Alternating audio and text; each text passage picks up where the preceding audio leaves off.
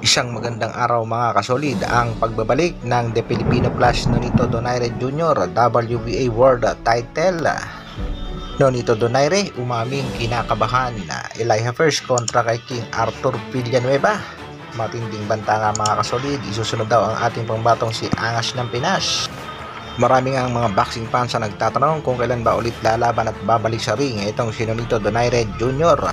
Matapos ngang makatikim ng dalawang sunod na pagkatalo ang ating pangbatong si Nonito Donaire Jr. sa kanya nga nitong si Naoya Inoue sa kanilang rematch, at ang huli naman mga kasolid ay ang laban nito para sa WBC Bantamweight title kontra dito kay Alexandro Santiago, na kung saan talo si Kabayan via unanimous decision. Si The Filipino Flash Nonito Donaire Jr. sa kasalukuyan ay merong kartadang 42 wins, 28 knockouts, merong 8 talo.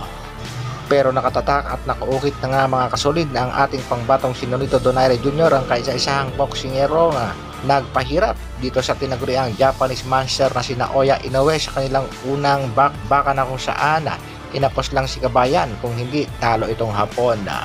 Isang good news nga mga kasolid, dahil ang ating pangbatong si Nonito Donaire Jr. ay muling magbabalik sa ring, pero sa labas nga daw at hindi sa loob. Hindi ang ating pangbato ang lalaban, kung hindi ang kanyang alagang si Michael Sierrapa. Coach Donaire believes Sierrapa will be his first world champion, but he still has his own record-breaking title aspirations. The future Hall of Famer has been training Australian middleweight challenger Michael Sierrapa ahead of his WBA title fight with kontra nga dito kay Erislandy Lara. Pero nangako naman ang ating pambatong si Nonito Donaire Jr. na muli siyang magbabalik sa laban. Mensahe nga niya kay Sunny Edwards, if he wants to make it happen, since he wants that fight, let's make it happen. Sa laban nga daw ng kanyang alagang si Michael Sierrapa, aminado ang ating pambatong si Donaire na siya ay kinakabahan. I get nervous, Donaire said, of the difference in roles from being inside the ring to being outside the ring. Dagdag pa ng ating pangbatong si The Filipino Flash, the improved Michael Sierrapa, ready to shock the world. Sa kasalukuyan nga itong si Sierrapa ay merong kartadang 31 win, 19 knockouts, merong 4 na talo. Ang laban niya nga dito kay Lara ay ngayong March 30, bukas yan mga kasolid. Si Lara naman ay may kartadang 29 wins, 70 knockouts, 3 talo na rin. Siya ang kasalukuyang WBA World Middleweight Champion. Umaasa nga ang ating pangbatong si Nonito Donaire Jr. na mapagtatagumpayan nila ang laban, Nonito Donaire being a coach. Samantala, ang bakbakang hinihintay ng mga Pinoy sa kasalukuyan, ang bakbakan sa pagitan ng maangas na si Elijah First kontra sa ating kababayang si King Arthur Villanueva. Mas matindi nga talaga ang angas nitong si Elijah First mga kasolid. Easy work nga lang daw si kabayang Arthur Villanueva.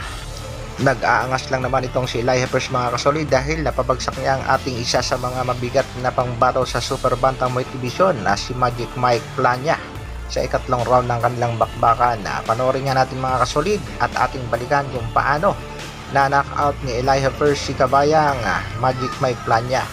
Kitang-kita naman natin mga kasolid sa unang round at second round ng kanilang bakbakan, lamang na lamang si kabayang Plania. Makikita nga natin dito mga kasolid na patakbo-takbo lang itong si Elijah First, pero pagdating ng round 3, isang suntok lang ang tumama kay Magic Mike Plania, bagsak, at hindi na nga bumangon itong si kabayan. Dahil nga dito mga kasolid ay maraming nagsasabi nga chin glass itong si Magic Mike Plania. At ngayon nga mga kasolid ay ating masasaksihan ang maangas na si Elijah First na under ngayon ng Viva Promotion, na sinabi nga easy work lang daw ang ating kababayang si King Arthur Villanueva. Tatapusin daw niya si Villanueva at kagad isusunod ang angas ng Pinas na si General Casimiro. Nagkatotoo ngayon mga kasolid, at panoorin natin ang kanilang fight highlights na kung saan sa round 2 ng kanilang bakbakan ay nakauna nga si kabayang Arthur Villanueva. Napabagsak nga itong si Elijah First, hilong-hilo nga itong mga kasolid. Medyo nakulangan si kabayan sa follow-up kaya nakarecover kaagad itong si Elijah First mga kasolid. At sa mga sumunod na rounds nga mga kasolid ay ito nang si Elijah First ang nangbubugbog sa ating kabayan. Pinabagsak nga ito sa round number 5. At dito nga mga kasolid, tuloy-tuloy na ang arangkada ni Elijah First hanggang itigil na ng referee ang laban. Ibig sabihin mga kasolid, malaki ang tsansang makalaban ni Elijah First ang ating pangbatong si Cuadro Alas, General Casimiro, na alam naman nating hinahamon nitong si Elijah First. Ang tanong, kakasakaya ang kampo ng ating pangbatong si Cuadro Alas, General Casimiro sa hamon. Hanggang dito na lang muna mga kasolid. Maraming salamat sa patuloy na pagsuporta at panonood. Isang like naman dyan. At sa mga bagong mapapadaan sa ating munting channel, pasubscribe na rin. Mabuhay Dr. Alvin Vlogs. Sayang si Kabayang Villanueva.